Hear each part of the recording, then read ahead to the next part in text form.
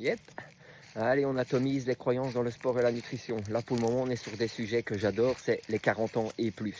Donc aujourd'hui, la question du jour, ça va être, est-ce qu'il y a réellement un effondrement du métabolisme après 40 ans? Donc, si je fais cette vidéo, vous vous en doutez que c'est totalement faux. Donc, mais voilà, là, il n'y a pas un effondrement du métabolisme. Il y a eu des études qui ont prouvé à de multiples reprises et tout ça, si en fait il y a une légère baisse du métabolisme et non un effondrement comme certains coachs peuvent vous faire croire. Quand vous entendez certains coachs, ils vous vendent des plans spéciaux pour les 40 ans et plus, arrêtez le sport, la musculation, la course à pied parce que c'est excessivement mauvais et c'est à cause de ça que vous prenez plus de poids et que vous devenez en gros sédentaire et que vous arrivez à avoir plus de graisse viscérale.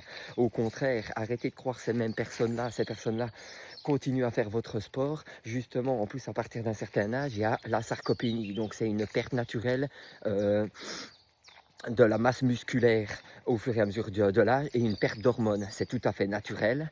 Mais justement, en continuant le sport, la force et les endurances et tout ça, ça permet de diminuer cette diminution musculaire et en perdre le moins possible.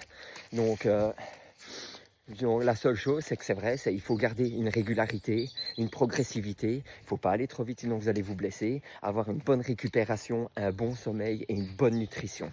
Voilà la clé de la réussite. Et pour éviter de reprendre du poids après 40 ans, continuez justement le sport et garder une perte, un déficit calorique et c'est tout. Arrêtez de croire qu'il faut faire des trucs d'aliens, qu'on est à part, qu'on doit être traité différemment d'un de 20 ans. Ce n'est pas vrai. Il faut qu'on travaille plus intelligemment, ça c'est vrai. On a une petite baisse du métabolisme, ça c'est vrai. Une petite perte musculaire, ça aussi c'est vrai. Mais il y a moyen de les contrer et en tout cas de diminuer cette perte-là, tout en continuant le sport, à bien s'alimenter et à bien se reposer, avoir une bonne récupération.